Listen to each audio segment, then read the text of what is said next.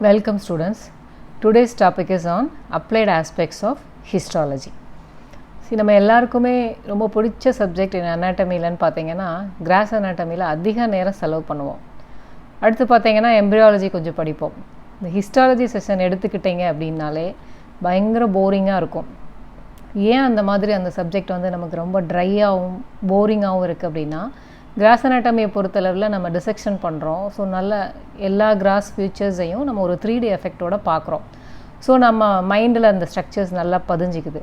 But histology பொறுத்தளவில் நம்ம internal features அப்படின்றனால நம்ம மைக்ரோஸ்கோப் வழியாக பார்க்கும்போது நமக்கு தெரிகிற மேக்ஸிமம் என்ன பார்ப்போம் அப்படின்னா, ஒரே பிங்க் கலரும் வைலட் கலருமா அழகழகாக பூவாக இருக்கும். அவ்வளோதான் நமக்கு தெரிஞ்சது. ஸோ அது ஒன்றும் புரியாத ஒரு விஷயமா அது இருக்கிறதுனால நாம் என்ன பண்ணிக்கிறோம் அப்படின்னா, அந்த ஸ்லைடை ஐடென்டிஃபை பண்ணிக்கிறதுக்குன்னு நீங்கள் மட்டும் இல்லை, நாங்களும் அப்படி தான் படித்து வந்தோம்.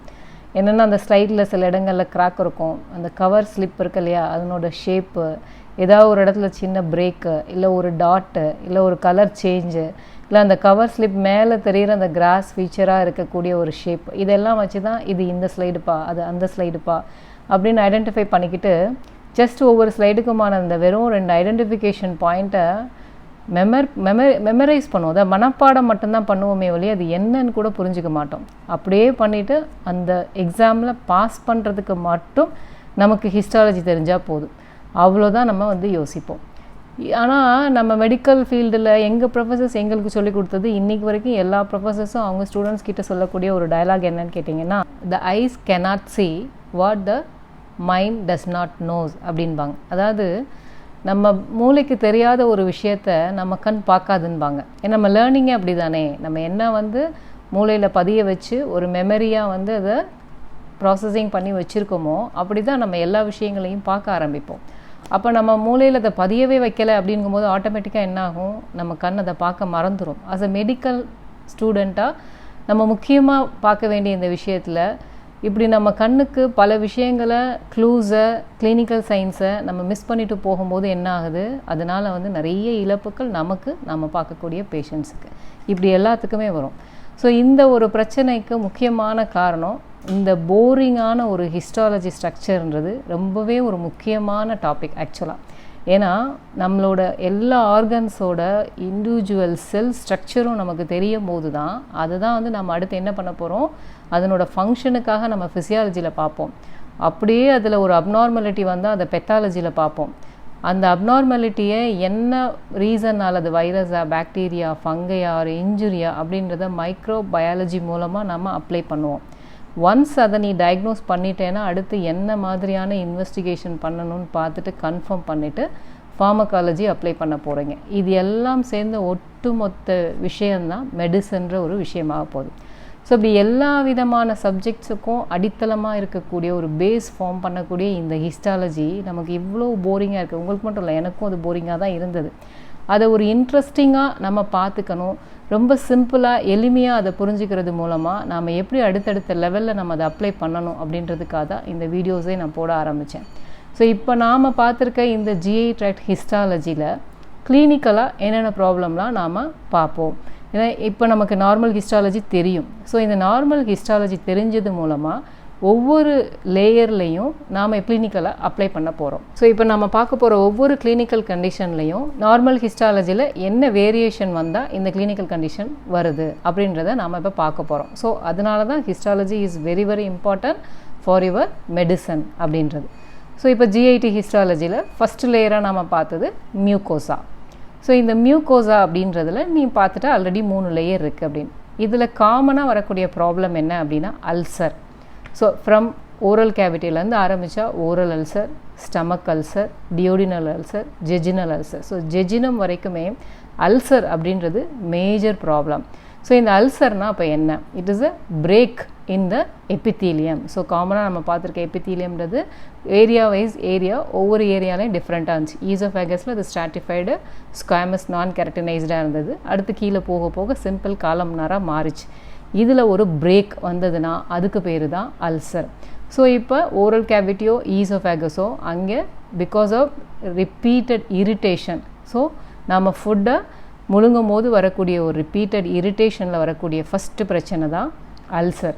ஸோ அதுக்கு முக்கியமாக நம்மளோட ஃபுட் ஹேபிட்ஸ் எப்படி இருக்கணும், நெக்ஸ்ட்டு வந்து பார்த்தோன்னா நம்மக்கிட்ட இருக்கக்கூடிய ஒரு இந்த ஹேபிட்ஸ், அதாவது டொபாக்கோ யூஸ் பண்ணுறது, இந்த மாதிரியான சில பழக்கங்களினாலையும் நம்மளோட எபித்தீலியமில் இன்ஜுரி ஃபார்ம் ஆகிறது.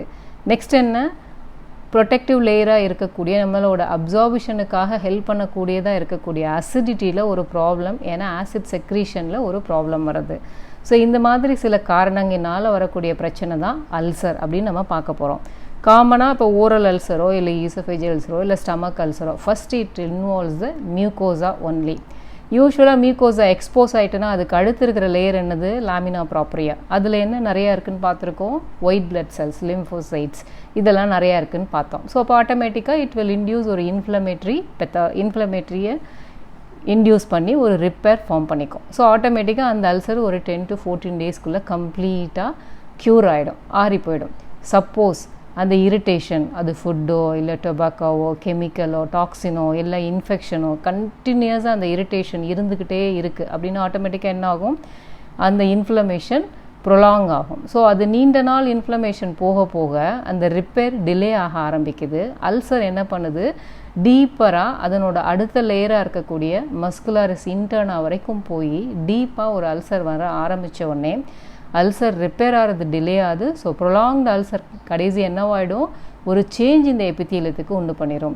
ஸோ அந்த எனி சேஞ்ச் இந்த எபித்தீலியத்துக்கு பேர் தான் மெட்டாப்ளேசியா. அதாவது நார்மலாக சிம்பிள் காலம்னார் எபித்தீலியமாக இருக்க வேண்டிய ஒரு எபித்தீலியம் ஸ்குவாமஸாக மாறிடும், இல்லை ஸ்குவாமஸ் எபித்தீலியமாக இருக்கிறது சிம்பிள் காலம்னாராக மாறிடும். ஸோ தன்னோட நார்மல் எபித்தீலியம் சேஞ்ச் ஆகும்போது அந்த ஆர்கனில் வரக்கூடிய சேஞ்சுக்கு பேர் மெட்டாப்ளேசியா.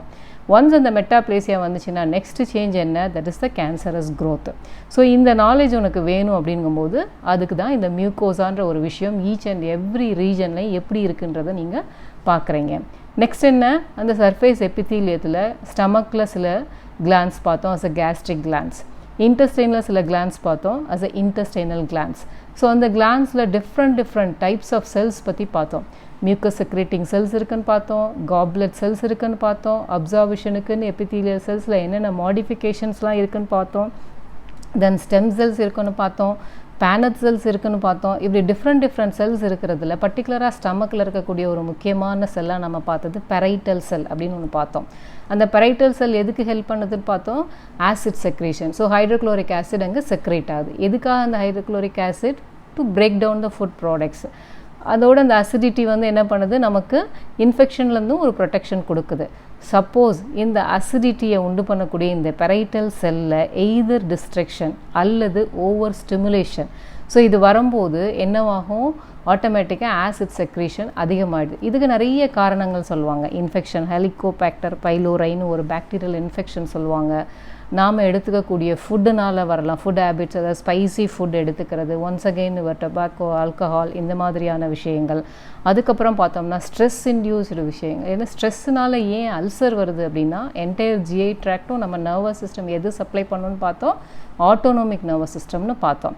ஸோ இப்போ ஆட்டோமோனிக் நர்வஸ் சிஸ்டம்னு நம்ம சொல்கிறோம்னாலே ஆட்டோமேட்டிக்காக எனி ஸ்ட்ரெஸ்ஃபுல் கண்டிஷன் என்ன பண்ணும், இங்கே இருக்கக்கூடிய இந்த செக்ரீஷன்ஸ் எல்லாம் அதை ஆல்டர் பண்ண ஆரம்பிக்கும்.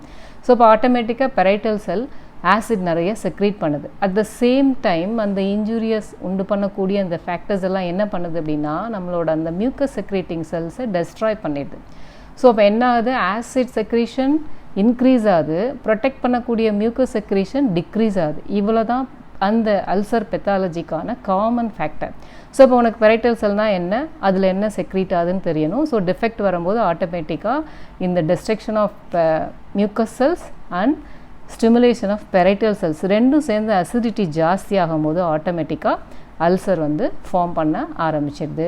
ஒன்ஸ் அந்த ஃபேக்டர்ஸ் வந்து நம்ம க்யூர் பண்ணாமல் ரிமூவ் பண்ணாமல் இருக்கும்போது அதுவே ப்ரொலாங்டு அல்சராக மாறி ஒரு அப்ஸ்ட்ரக்ஷனையே உண்டு பண்ணக்கூடிய அளவுக்கு ஸ்கார் திசு திக்கனாக ஃபார்ம் ஆகிட்டு ஸ்டமக்லேருந்து இன்டெஸ்டைனுக்கு ஃபுட்டு போகிறதே வந்து அப்ஸ்ட்ரக்ட் பண்ணக்கூடிய ஒரு பெத்தாலஜி வந்துடும். அதை நீங்கள் அடுத்து அந்த பெத்தாலஜி படிச்சுட்டு சர்ஜரி போகும்போது ஆசிட்னால் வந்த ஸ்டமக் அப்ஸ்ட்ரக்ஷனுக்கு, டியோடினல் அப்ஸ்ட்ரக்ஷனுக்கு சில சர்ஜரிஸ் எல்லாம் பண்ணுவாங்க, அதெல்லாம் நீங்கள் பார்ப்பீங்க. ஸோ இதுக்கெல்லாம் உனக்கு நார்மல் அந்த பெத்தாலஜிக்கு இந்த நார்மல் ஹிஸ்டாலஜி தெரிஞ்சிருக்கணும். ஸோ நெக்ஸ்ட் என்ன பார்த்தோம், டியோடினத்தில் பார்க்கும்போது ஸ்மால் இன்டெஸ்டைனில் பார்க்கும்போது ஒரு இம்பார்ட்டண்ட்டான அனதர் செல் பார்த்தீங்க பேனட் செல் அப்படின்னு சொல்லிட்டு. அதனோட முக்கியமான ஒர்க்காக நம்ம என்ன பார்த்தோம் அப்படின்னா அதில் வந்து லைசோசைம் ஏ அப்படின்ற ஒரு நல்ல ஒரு என்சைம் இருக்குது, that is responsible for immunity அப்படின்னு சொல்லிட்டு பார்த்தோம். நெக்ஸ்ட் அந்த செல்லில் வந்து அதனோட பேஸில் ஜிங்க்னு ஒரு கேரக்டர் இருக்குது. அந்த ஜிங்க்ன்ற அந்த எலிமெண்ட்டு தான் நம்மளோட இம்யூனிட்டிக்கு முக்கியமான ரீசனாக இருக்குது. அப்படின்னால தான் இப்போ நாம் அனுபவிச்சுட்டு இருக்கக்கூடிய நிறைய ரெஸ்பிரேட்டரி ட்ராக்ட் இன்ஃபெக்ஷனாக இருக்கட்டும் ஆர் ஜிஐ ட்ராக்ட் இன்ஃபெக்ஷனாக இருக்கட்டும், இதுக்கு எல்லாத்துக்குமே வந்து இப்போ இந்த ஜிங்க்னு ஒரு டேப்லெட் ப்ரிஸ்கிரைப் பண்ணுறது மூலமாக நமக்கு சேஃப்டி இருக்குதுன்னு சொல்ல வராங்க. ஸோ இப்போ அந்த நாலேஜ் ஃபார்மகாலஜியில் நம்ம எப்படி அப்ளை பண்ணோம், இந்த ஹிஸ்டாலஜி தெரிஞ்சதுனால தான் ஒரு ஃபார்மகாலஜி ஸ்டூடெண்ட் அதை கண்டுபிடிச்சி நமக்கு இந்த இது கிடைக்கிது. ஸோ இதுக்கு இந்த ஹிஸ்டாலஜி நமக்கு தேவை. ஸோ இப்போ இந்த செல்ஸ் எல்லாம் ஒன்றுனா பார்த்துட்டு வரும்போதே அடுத்து என்னவாயிடுது, ஏற்கனவே ஒன்று பார்த்துட்டோம், நம்ம இந்த செல் பெத்தாலஜியே மாறி போய் வேறு செல்லாக மாறும்போது அது கேன்சர் வரைக்கும் உண்டு பண்ணிடுது அப்படின்னு சொல்லிட்டு பார்த்தோம். அடுத்து என்னென்னா, இங்கே இந்த லேமினா ப்ராப்ரியாவில் நிறைய லிம்ஃபோசைட்ஸ் இருக்குது, லிம்ஃபாட்டிக் பேச்சஸ் இருக்குது, லிம்ஃபாட்டிக் நாடியூல்ஸ் இருக்குது அப்படின்னு சொல்லிட்டு நாம் பார்த்தோம். ஸோ ஒன்ஸ் இன்ஃப்ளமேஷன் வந்து இந்த லிம்ஃபாட்டிக் டிஷ்யூஸில் ஸ்டிமுலேட் ஆகி அது நமக்கு நார்மலாக ரிப்பேருக்காகவும் நமக்காக நல்லது பண்ணுறதுக்காகவும் தான் இருக்குது. சில நேரம் அந்த ஸ்டிமுலேஷன் ஓவராக ஸ்டிமுலேட் ஆகும்போது அதுலேருந்து வரக்கூடிய சில இம்யூன் ரெஸ்பான்சஸ்னாலையும் நமக்கு சில வகையான மாற்றங்கள், சில வகையான தொந்தரவுகள் நிகழும். அது என்ன மாதிரியான அந்த இம்யூன் ரெஸ்பான்ஸ் ஜாஸ்தி ஆயிடுச்சுன்னா நமக்கு என்ன டாக்ஸிசிட்டி, அந்த டாக்ஸிசிட்டினால் நமக்கு என்ன பக்க விளைவுகள் வருது அப்படின்றது நீங்கள் பித்தாலஜி படிக்கும்போது அதுலேயும் போய் படிப்பீங்க. நெக்ஸ்ட் அடுத்து போயிட்டோம்னா என்ன லேயர் வரப்போகுது, சப்மியூகோஸால் மோஸ்ட்லி கிளான்ஸ் இருக்கும் அப்படின்னு சொல்லிட்டு பார்த்தோம். அதை பொறுத்தவரை ப்ரொடெக்டிவ் கிளான்ஸ் தான். ஸோ ஒன்ஸ் இந்த அல்சர் வந்து சப்மியூகோஸா வரைக்கும் போக ஆரம்பிக்குதுன்னு வச்சுக்கோ, ஆட்டோமேட்டிக்காக அங்கே என்னவாயிடும், அங்கே பிளட் வெசல்ஸ் இருக்குது, லிம்ஃப் வெசல்ஸ் இருக்குது, நர்வ் சீத் இருக்குது, நர்வ் செல்ஸும் இருக்குதுன்னு சொல்லிட்டு பார்த்தோம். ஸோ சப்போஸ் இப்போ இன்ஃபெக்ஷன் என்ன ஆகுனா, சில இன்ஃபெக்ஷனில் பர்டிகுலர்லி ஓரல் அல்சரில் எல்லாம் பார்த்தீங்கன்னா நம்மளோட இந்த ஹெர்பிஸ் அப்படின்னு ஒரு வைரஸ் சொல்லுவாங்க. அந்த வைரஸ் வந்து ஓரல் அல்சருக்கு ஒரு காமனான வைரஸாக இருக்கும். அது என்ன பண்ணும், ஒன்ஸ் இந்த மியூக்கோஸாவை இரிட்டேட் பண்ணிவிட்டு உள்ளே போன பிறகு இந்த நர்வ் ஃபைபர்ஸோட சீத்தில் போய் அது இன்ஃபில்ட்ரேட் ஆகிக்கும். ஸோ ஒன்ஸ் அல்சர் க்யூர் ஆகிட்டா கூட நம்மளோட இம்யூன் சப்ரஸ், அதை நம்மளோட இம்யூனிட்டி எதிர்ப்பு சக்தி குறையும் போதோ இல்லை ஒரு ஸ்ட்ரெஸ்னாலேயோ ஒன்ஸ் அகெயின் இந்த வைரஸ் என்ன பண்ணுன்னா இந்த நர்வ் சீட்லேருந்து ரிலீஸ் ஆகி திருப்பி அல்சர் ஃபார்ம் பண்ணும். ஸோ இப்படி ரிப்பீட்டட் அல்சருக்கு ஒரு காரணமாகவும் இது அமைஞ்சு போயிடும். ஸோ அடுத்த நம்ம லேயர் என்ன பார்த்தோம், மஸ்குலர் லேயர்னு ஒரு பார்த்தோம். இதில் முக்கியமாக நம்ம பார்க்குறது ஒன்ஸ் அகெயின் ஈசோஃபேகஸ்லேருந்து பார்க்க ஆரம்பிச்சிங்க அப்படின்னா, ஈசோஃபேகஸை பொறுத்தளவில் at the lower end of the ஈசோஃபேகஸில் ஒரு ஸ்பிங்டர் பார்த்தோம். இந்த அப்பர் எண்ட் ஆஃப் த ஈசோஃபேகஸில் ஆல்ரெடி அதை ஃபேரிங்ஸ் முடிஞ்சு upper part of the oesophagus start பண்ணுற இடத்துல நம்ம அங்கே என்ன மசில் இருக்குன்னு பார்த்தோம். அப்பர் எண்ட் ஆஃப் த ஈசோஃபேகஸில் மெயினாக வந்து ஸ்கெலிட்டல் மசில் தான் பார்த்தோம். தைரோஃபெரிஞ்சியஸ் அண்ட் கிரேக்கோஃபெரிஞ்சியஸ்ன்னு 2 மசில்ஸ் பற்றி நீங்கள் ஃபேரிங்ஸ் படிக்கும்போது படிச்சிருப்பீங்க. அந்த 2 மசிலுமே என்ன பண்ணுன்னா, it will act as a strong sphincter. So அதனால் என்ன ஆகும்னா, ஃபுட்டு திருப்பி ரீகர்ஜிட்டேட் ஆகாமல் இருக்கிறதுக்கு அந்த ஸ்பிங்டர் நல்ல ஹெல்ப்ஃபுல்லாக இருக்கும். அடுத்து கீழே போக போக லோவர் எண்ட் ஆஃப் த ஈசோஃபேகஸில் ஒன்லி ஸ்மூத் மசில் மட்டும்தான் இருக்கும். அங்கேயும் வந்து லோவர் பார்ட் ஆஃப் த ஈசோஃபேகஸும் கார்டியாக் எண்ட் ஆஃப் த ஸ்டமக்கும் ஜாயின் பண்ணுற இடத்துல ஒரு sphincter, but that is a physiological ஸ்பிங்டர்னு பார்த்தோம். அது அனட்டாமிக்கல் ஸ்பிங்டர் கிடையாது. ஸோ இங்கே என்ன ஆகுது, இந்த மஸ்குலர் லேயரில் தான் நம்ம பார்த்தோம் ஒரு ஆயில் பிளெக்சஸ் ஒரு மயன்ட்ரிக் பிளெக்சஸ்ன்னு சொல்லிட்டு ஒரு நர்வ் இருக்கும், ஒரு நர்வ் பிளெக்சஸ் இருக்கும் அப்படின்னு பார்த்தோம். இந்த நர்வ் பிளெக்சஸ் என்னவாகும் அப்படின்னா, காமனாக வந்து சில ஃபேக்டர்ஸ்னால டெஸ்ட்ராய் ஆகலாம், இல்லை சில நேரம் கன்ஜெனிட்டலாகவே பிறவியாகவே அந்த நர்வ் பிளெக்சஸ் ஆப்சண்ட்டாக இருக்கலாம். ஸோ அப்போ ஆட்டோமேட்டிக்காக என்ன ஆகும், எந்த போர்ஷனில் அந்த நர்வ் பிளெக்சஸ் ஆப்சண்ட்டாக இருக்கோ அந்த போர்ஷன் என்ன பண்ண முடியாது, கண்ட்ராக்ட் ஆகி டைலேட் ஆக முடியாது. ஸோ இப்போ ஆட்டோமேட்டிக்காக அதுக்கு மேலே அப்பர் போர்ஷன் வரைக்குமே ஒழுங்கான ஆக்ஷன் இருக்கும். ஸோ ஃபுட்டு வந்து கீழே வந்துகிட்டே இருக்கும். அந்த அஃபெக்டான போர்ஷன் என்ன பண்ணாதுன்னா ஒழுங்காக ஒர்க் பண்ணாது. ஸோ அப்போ ஆட்டோமேட்டிக்காக அது வந்து அதனோட நார்மல் சைஸ்லேயே இருக்கும். அதுக்கு மேலே இருக்கிற போர்ஷன் ஆக்ட் பண்ணுறதுனால ஃபுட்டை வாங்கி டைலேட் ஆகி பெருசாக நிற்கும். ஸோ இது காமன் இன் ஈசோஃபேகஸ். ஸோ அந்த இடத்துல அது வரதுனால அதுக்கு பேர் அக்கலேஷியா கார்டியா அப்படின்னு சொல்லுவாங்க. இதை வந்து உங்களுக்கு கிளினிக்கலாகவே ஒரு சார்ட் அனாட்டமிலையும் வைப்போம், நீ பெத்தாலஜி போகும்போதும் பார்ப்பேன், மெடிசன் போகும்போதும் பார்ப்பீங்க. அடுத்து பார்த்தீங்கன்னா அடுத்த மஸ்குலர் டிசார்டர் அப்படின்னு போயிட்டோம்னா, நெக்ஸ்ட்டு வந்து பைலோரிக் போர்ஷன் இருக்கு இல்லையா, அங்கே ஒரு ஸ்பிங்டர் இருக்குது. ஸோ யூஸ்வலாக ஸ்டமக்கில் எத்தனை லேயர் பார்த்தோம் அப்படின்னா, இன்னராக வந்து ஒரு ஒப்ளிக் லேயர் இருக்குது, மிடில் சர்க்குலர்னு இருக்குது, அவுட்டர் லாங்கிடியூட்னல் இருக்குது அப்படின்னு சொல்லிட்டு பார்த்தோம். இந்த பைலோரிக் எண்டு போன உடனே இந்த அவுட்டர் லாங்கிடியூட்னல் லேயர் என்ன பண்ணிக்குது அப்படின்னா, ஒரு சூப்பர்ஃபிஷியல் போர்ஷன் அண்ட் ஒரு டீப் போர்ஷனாக ஃபார்ம் பண்ணிக்கும். இந்த சூப்பர்ஃபிஷியல் போர்ஷன் என்ன பண்ணுன்னா, நெக்ஸ்ட் இருக்கிற டியோடினல் லேயரோட அப்படியே கண்டினியூ ஆகிட்டு இருக்கும். இந்த டீப் போர்ஷன் மட்டும் என்ன பண்ணுன்னா, அந்த இன்னர் சர்க்குலர் லேயரோட திருப்பி சேர்ந்துக்கிட்டு ஒரு திக்காக ஃபார்ம் பண்ணிவிட்டு ஒரு பைலோரிக் ஸ்பிங்க்டர் ஃபார்ம் பண்ணிக்கும். இந்த பைலோரிக் ஸ்பிங்க்டர் சில குழந்தைங்களில் பர்டிகுலராக கன்ஜெனிட்டல் ஹைப்போட்ரோஃபிக் பைலோரிக் ஸ்டினோசிஸ்ன்னு சொல்லுவாங்க. இதுவும் உனக்கு ஒரு சார்ட்டாக கொடுப்பாங்க. அந்த கன்ஜெனிட்டல் ஹைப்போட்ரோஃபிக் பைலோரிக் ஸ்டினோசிஸில் என்ன நடக்குது அப்படின்னா, இந்த ஸ்பிங்க்ட்ரிக் வந்து ரொம்பவே வந்து திக்காக இருக்கிறதுனால தடிச்சு போயிட்டு, ஸோ அது என்ன பண்ணுன்னா, அது ஆக்ட் பண்ண விடாது. ஸோ அந்த ஸ்பிங்க்ட்ரிக் ஆக்ஷன் அங்கே அப்படியே வந்து க்ளோஸ் ஆகியே இருக்கிறனால குழந்தையால் என்ன பண்ண முடியாதுன்னா, ஒன்ஸ் ஃபீடிங் எடுத்த பிறகு ஸ்டமக் கண்டென்ட் வந்து intestine particularly to the duodenum போய் எம்டி ஆக விடாது. இந்த ஸ்பிங்க்டர் அது அப்படியே க்ளோஸ் பண்ணியே இருக்கும். பட் ஸ்டமக் என்ன பண்ணும், கண்ட்ராக்ட் ஆகி டைலேட் ஆகி ஒன்ஸ் மிக்ஸ் பண்ண பிறகு அந்த ஃபுட்டை வந்து டியோடினத்துக்குள்ளே ப்ரொஜெக்ட் பண்ண அதை தள்ளுறதுக்கு அது முயற்சி பண்ணும். பட் இங்கே ஸ்பிங்க்டர் அதை விட மாட்டேங்குது. அப்போ ஆட்டோமேட்டிக்காக என்ன ஆகும் அப்படின்னா, ஃபுட்டு கீழே போகிறதுக்கு பதிலாக ப்ரொஜெக்டல் வாமிட்டிங்காக ஃபுல்லாக வாமிட் வந்துடும். ஸோ இது பர்டிகுலராக ஃபஸ்ட்டு மேல்பார்ன் சைல்டில் ஒரு 3 வீக்ஸ்லேருந்து இந்த கண்டிஷனுக்கான தொந்தரவுகள்லாம் ஆரம்பிக்கும். இதை நீ பீடியாட்ரிக் போகும்போது படிப்பேன். ஆக்சுவலாக பெத்தாலஜிலையும் இதுக்கான விஷயங்கள் படிப்பீங்க. ஒன்ஸ் நீ பீடியாட்ரிக் போகும்போது இந்த கன்ஜெனிட்டல் ஹைப்போட்ரோஃபிக் பைலோரிக் ஸ்டினோசிஸ்னால் அந்த பிறந்து 3 வாரங்களே ஆன சில குழந்தைங்களுக்கு எப்போ பாரு அழுதுகிட்டே இருக்குது, பால் குடிச்சதும் பசியோடு கத்திக்கிட்டே இருக்குது, குடித்த கொஞ்ச நேரம் கழித்து பூராத்தையும் வாமிட் பண்ணிடுது, வெயிட் ஏறவே இல்லை, யூரின் போல் மோஷன் போல், இப்படி பல தொந்தரவுகளோடு வந்திருக்கும்போது அந்த குழந்தையினுடைய upper part of the stomach பார்க்கும்போது அப்பர் அப்டமனில் ஒரு வேவியாக ஒரு பந்து மாதிரி உருள்ற மாதிரி நமக்கு காட்டுவாங்க. ஆக்சுவலாக உனக்கு ஸ்பாட்டர் உனக்கு குழந்தையே நீ பார்க்கலாம். ஸோ ஏன் அங்கே அப்படி நடக்குது அப்படின்னா, ஸ்டமக் அங்கே கண்ட்ராக்ட் ஆகி மில்கை தள்ளிவிட பார்க்குது. பட் இந்த ஸ்பிங்க்டர் அதை அலோவ் பண்ண மாட்டேங்குது. ஸோ அதனால் அந்த வேவை நாம் நேச்சராகவே கண்ணில் பார்க்கலாம். ஸோ இந்த மாதிரி கண்டிஷனை நீ பீடியாட்ரிக்கில் போய் பார்ப்பேன். அப்போ அந்த கண்டிஷனுக்கு உனக்கு ஞாபகம் வரும்போது இங்கே என்ன நடக்குது அப்படின்னா, இந்த மஸ்குலாரிஸ் எக்ஸ்டர்னல் லேயரில் இந்த சேஞ்சஸ் இந்த ஸ்பிங்க்டர் என்னவாயிடுச்சு, திக் ஆகிடுச்சு அப்படின்ற ஒரு நாலேஜ் உனக்கு தேவை. அப்படியே நெக்ஸ்ட்டு கீழே வந்துட்டோம்னா என்ன ஆகும், ஜெஜினம் இலியலமில் நிறைய பேயஸ் பேச்சஸ், லிம்ஃபேட்டிக் நாடியூல்ஸ் இதெல்லாம் இருக்குதுன்னு பார்த்தோம். ஸோ இந்த லிம்ஃபேட்டிக் நாடியூல்ஸ் பேயஸ் பேச்சஸ் எல்லாம் என்ன பண்ணுது அப்படின்னா, நம்மளோட நம்ம ஃபுட் எடுத்துக்கும் போது வெளிலேருந்து போன எல்லா இந்த கிருமிகளாக இருக்கட்டும், இன்ஃபெக்டிவ் இதுவாக இருக்கட்டும், டஸ்ட் இதுவாக இருக்கட்டும், இல்லை ஃபுட்டில் அலர்ஜி ஒன்று பண்ணக்கூடிய கேரக்டர்ஸ் இருந்தாலும் சரி, எல்லாத்தையுமே சரி பண்ணுறதுக்கு இந்த லிம்ஃபேட்டிக் நாடியூல்ஸோ பேயஸ் பேச்சஸோ ஸ்டிமுலேட் பண்ணி அதனோட ஆக்ஷன்ஸை அதை ஸ்டார்ட் பண்ணிடும்.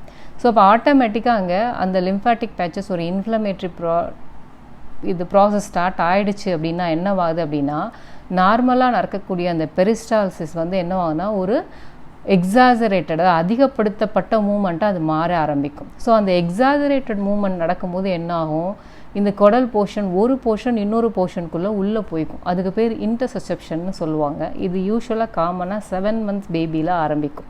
அதுக்கு நீ என்னென்ன காரணங்கள் அப்படின்றத நீங்கள் பீடியாட்ரிக் போகும்போது பார்ப்பீங்க. இங்கே என்ன நடக்குது அப்படின்னா, அந்த இலியோசிக்கல் ஜங்ஷனில் இந்த லிம்ஃபேட்டிக் நாடியூல்ஸோ இல்லை பேச்சஸோ வந்து இன்வால்வ் ஆகி ஒரு அப்ஸ்ட்ரக்ஷன் அங்கே உண்டு பண்ணும்போது தான் இந்த பெரிஸ்டால்சிஸ் மூமெண்ட் ஜாஸ்தியாகி இந்த கண்டிஷன் வருது அப்படின்றத நாம் படிப்போம். ஸோ நமக்கு நல்லது செய்கிறதுக்காக இருக்கக்கூடிய இந்த விஷயந்தான். பட் என்னவாது, இதுவே வந்து சில நேரங்களில் நமக்கு ஆபத்தை உண்டு பண்ணக்கூடியதாகவும் மாறிடுது.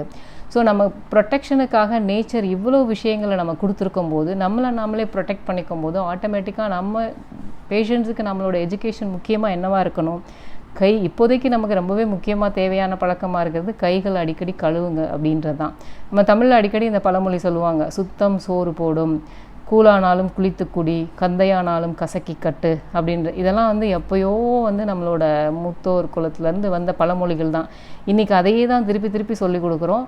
கையை கழுவாமல் முகங்களுக்கோ இல்லை வாய்க்கோ மூக்குக்கோ கையை கொண்டு போகாதீங்க, சாப்பிட்றதுக்கு முன்னாடி கையை கழுவிட்டு சாப்பிடுங்க அப்படின்ற பழக்கத்தை ஆரம்பத்துலேருந்து நம்மக்கிட்ட இருக்கிற பழக்கம்தான். இப்போ அதை அதிகமாக நம்ம ஸ்ட்ரெஸ் பண்ண வேண்டியிருக்குது. ஏன்னா நம்ம நல்லது செய்கிறதுக்காக இருக்கக்கூடிய அந்த விஷயங்கள் அதிகப்படியான தூண்டலுக்கு உள்ளாகும்போது நமக்கு என்னாது, அதுவே நமக்கு எதிரியாகவும் மாறிடுது. ஸோ இந்த நாலேஜ் நமக்கு தெரிஞ்சாதான் நம்ம பேஷண்ட்ஸுக்கு ஒழுங்காக சொல்ல முடியும். ஸோ அதுக்காகவும் உனக்கு இந்த ஹிஸ்டாலஜி இம்பார்ட்டண்ட்டு. அடுத்து எங்கே போயிடுறோம், லார்ஜ் இன்டெஸ்டைன் போயிடுறோம். இந்த லார்ஜ் இன்டெஸ்டைன் போகும்போது பார்த்தேன்னா அதில் ஒரு கண்டிஷன் பார்த்தீங்க, நம்மளோட அங்கே லாங்கிடியூடல் மசில் கோட் என்ன பண்ணுச்சு, எல்லா மசில் கோட்டும் ஒன்று சேர்ந்துட்டு டீனியா கோலை அப்படின்னு சொல்லிட்டு ஒரு பேண்ட் ஃபார்ம் பண்ணிக்கும் அப்படின்னு சொன்னோம் இல்லையா. அந்த attachment close to the Taenia கோலை பக்கத்தில் போகும்போது என்ன ஆகும் அப்படின்னா, அங்கே வந்து சில பேருக்கு எங்கெல்லாம் அந்த மசில் இருக்கோ அந்த மசில் அட்டாச்மெண்ட்டுக்கு க்ளோஸாக இருக்கக்கூடிய ஏரியாஸில் சில வீக்னஸ் இருக்கும். அந்த வீக்னஸாக இருக்கக்கூடிய ஏரியா வழியாக என்ன ஆகும் அப்படின்னா, அந்த மியூக்கோஸை ப்ரொஜெக்ட் ஆகிக்கிட்டு ஒரு டைவர்டிகுலாக ஃபார்ம் பண்ணும். இந்த டைவர்டிகுலாக யூஸ்வலாக யாருக்கும் ப்ராப்ளம் பெருசாக பண்ணாது. It is more common more then 40 years அப்படின்னு சொல்லுவாங்க. அது யூஸ்வலாக எந்த பிரச்சனையும் பண்ண போகிறது கிடையாது. பட் என்னவாகும் அப்படின்னா, அந்த பவுச்சுக்குள்ளே சம்டைம் ஃபீக்கல் மேட்ரு போய் இம்பேக்ட் ஆகிக்குதுன்னு வச்சுக்கோங்க. அதாவது மலம் போய் உள்ளே போய் உட்காந்துக்கும். ஸோ அது எப்போ அப்படி நடக்குது அப்படின்னா, ரொம்ப நேரம் ஃபீக்கல் மேட்ரு அங்கேயே ஸ்டேசிஸாக இருக்கிறதுனால. ஏன் அப்படி இருக்குது, நாம் சாப்பிட்ற சாப்பாட்டில் பர்டிகுலராக கார்போஹைட்ரேட் ஜாஸ்தியாகவும் ஃபைபர் கண்டென்ட் கம்மியாகவும் எடுத்துக்கும் போது ஆட்டோமேட்டிக்காக அங்கே என்ன ஆகுது அப்படின்னா, அந்த ஃபைபர் இல்லாத காரணத்தினால டீஃபிகேஷன் டிலே ஆகுது. ஸோ அந்த டிலேடு டீஃபிகேஷனால் ப்ரொலாங்டு ஸ்டேஜஸாக இருக்கக்கூடிய அந்த ஃபீக்கல் மேட்டர் சப்போஸ் இந்த டைவர்டிகுலாஸ் இருந்ததுன்னா அதில் போய் இம்பேக்ட் ஆகிக்கிட்டு அங்கே ஒரு இன்ஃப்ளமேஷன் நடக்க ஆரம்பித்து ஒரு டைவர்டிகுலைட்டிஸ் அப்படின்னு வந்துடும். ஸோ அதுவே கொஞ்சம் சீரியஸாக போகும்போது அதனோட பிளட் சப்ளை அஃபெக்ட் பண்ணி சீரியஸ் ஆகிற வரைக்கும் வருது. ஸோ அடிக்கடி அந்த 40 வயசுக்கு மேலே நமக்கு வந்து ஒரு அடிவேர் வலி, காரணமே இல்லாமல் திருப்பி வலி வந்துட்டு ஒரு கான்ஸ்டிபேஷன் ப்ராப்ளம் இருக்குது அப்படின்ற மாதிரி இருந்துச்சுன்னா அது டைவர்டிகுலைட்டிஸாகவும் இருக்கிறதுக்கு ஒரு காரணம் உண்டு. ஸோ அதுக்காக அந்த நாலேஜ் வந்து நமக்கு தேவை. அப்புறம் இன்னொன்று என்ன, இந்த ஸ்டேஜஸ்னால் ஒரு பூவர் ஃபுட் ஹேபிட்னால ஃபைபர் கண்டென்ட்டை ரொம்ப கம்மியாக எடுத்துக்கிறதுனால இந்த ஃபீக்கல் வந்து ரொம்ப நீண்ட நாள் வந்து அங்கேயே இருக்கும்போது பாக்டீரியா ஃபீக்கல் மேட்டர்னால என்ன இருக்க போகுது, பாக்டீரியா ஜாஸ்தி இருக்கும். ஸோ அப்போ ஆட்டோமேட்டிக்காக அந்த பாக்டீரியா ஸ்டிமுலேஷன் இல்லை சில பேருக்கு கன்ஜெனிட்டலாகவே அந்த surface epithelium which is line the large intestine என்னவாது அது சேஞ்ச் ஆகிக்கிட்டு பாலிப்ஸ்னால் குட்டி குட்டியாக சின்ன ஒரு மியூக்கோசல் ஸ்வெல்லிங்ஸ் ஃபார்ம் பண்ணுறதுக்கு பேர் பாலிப்ஸ்ன்னு சொல்லுவாங்க. அதை வந்து நீ பாலிபோசிஸ் கோலை அப்படின்னு நீ பெத்தாலஜி படிக்கும்போது படிப்பீங்க. இந்த பாலிபோசிஸ் கோலை மாதிரியே இன்னொன்று என்னென்னா, அதில் வரக்கூடிய ஒரு கேன்சர் இன் லார்ஜ் இன்டெஸ்டைனில் கோலோரெக்டல் கேன்சர் அப்படின்னு பார்ப்பீங்க. இது எல்லாத்துக்கும் காரணம் என்னென்னா, நம்மளோட தவறான அந்த ஃபுட் ஹேபிட்ஸ்னால அதனோட மியூக்கோஸா சேஞ்ச் ஆகிடுறது. சேஞ்ச் ஆகிற மியூக்கோஸானால ஒரு கேன்சர் வந்துடுது. ஸோ இது வந்து லார்ஜ் இன்டெஸ்டைனில் வரக்கூடிய ஒரு முக்கியமான ப்ராப்ளம். அடுத்து நீ பெத்தாலஜி போகும்போது கிரான்ஸ் டிசீஸ், அல்சரேட்டிவ் கோலைட்டிஸ் இந்த மாதிரிலாம் சில விஷயங்கள் படிப்பீங்க. இப்போ கிரான்ஸ் டிசீஸ், அல்சரேட்டிவ் கோலைட்டிஸ்ன்றது என்ன அப்படின்னா, once again immunological related disorders தான்.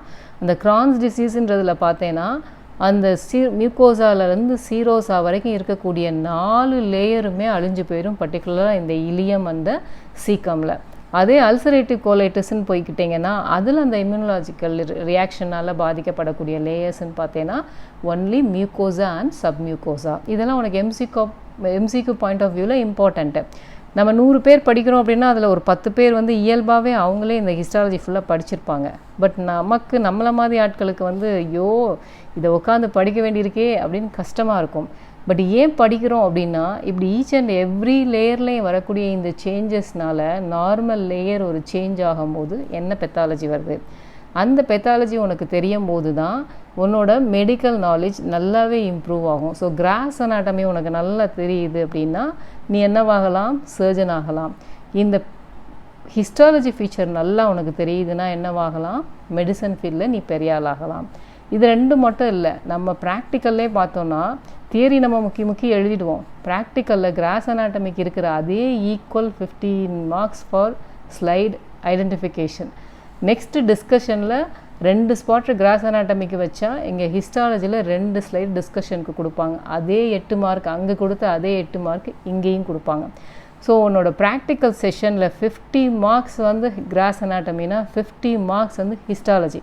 ஸோ நம்ம ரொம்ப நடுங்கிறது, ரொம்ப பயந்து போய் நம்ம இருக்கிறது இந்த ஹிஸ்டாலஜிக்கு தான் போவோம். So equal marks to gross anatomy, equal marks to histology, இது 2மே இருக்கும்போது நமக்கு அந்த கிராஸ் அனாட்டமியில் இருக்கக்கூடிய ஒரு ஸ்ட்ராங் கான்ஃபிடென்ட் வந்து ஹிஸ்டாலஜியில் நிற்கும்போது வராது. ஒரு நடுக்கத்தோடே நிற்போம், ஒன்றுமே புரியாமல் ஒன்றுமே விளங்காமல் ஒரு குழப்பத்தினோடே நிற்போம். அப்படி இல்லாமல் ஒரு கிளியர் வியூவோட ஒரு கிளியர் பாயிண்ட்ஸோடு நம்ம போகணும் அப்படின்னா ஹிஸ்டாலஜியை நீ விரும்பி படிக்கணும். ஹிஸ்டாலஜியை நீ விரும்பி படிக்கிறதுக்கு உனக்கு ஈஸியாக புரியணும் அப்படின்றதுக்காக தான் இந்த முக்கியமான எஃபர்ட்டையே நான் எடுத்து உங்களுக்கு பண்ணிக்கிட்டு இருக்கேன். அதை நீங்கள் யூட்டிலைஸ் பண்ணிக்கோங்க. தேங்க்யூ. இதுவரை எங்கள் சேனலை சப்ஸ்கிரைப் பண்ணாதவங்க சப்ஸ்கிரைப் பண்ணிக்கோங்க and hit the bell button for more updates.